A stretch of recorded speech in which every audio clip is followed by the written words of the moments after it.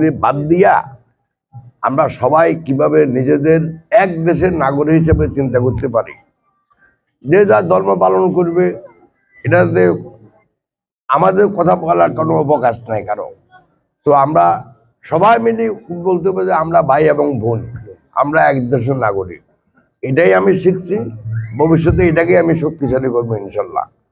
তো আগামী 12ই ফেব্রুয়ারি আমাদের দেশে একটা নির্বাচন আসতেছে। আপনারা যদি দয়া করে আমাকে একটু সাহায্য সহযোগিতা করেন একটা ভোট দিয়া, তাহলে আপনাদের কৃতজ্ঞ থাকবো। আর যে কথাগুলো বললাম এগুলি বাস্তবায়ন করার একটা সুযোগ পাবো ইনশাল্লাহ। এই কথা বলে আমি শেষ করলাম।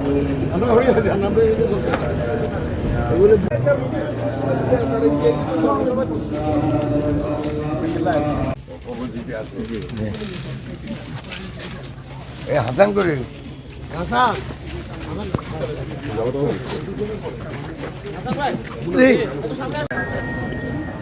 কেউ সামনে দাঁড়ায় না, এখানে সামনে দাঁড়ায় না, সামনে কেউ দাঁড়ায় না।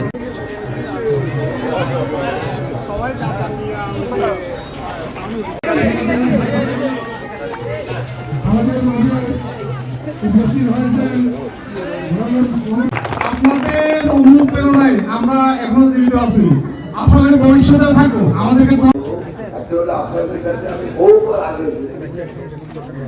আমার বাবার ভোটের জন্য, আমার ভাইদের ভোটের জন্য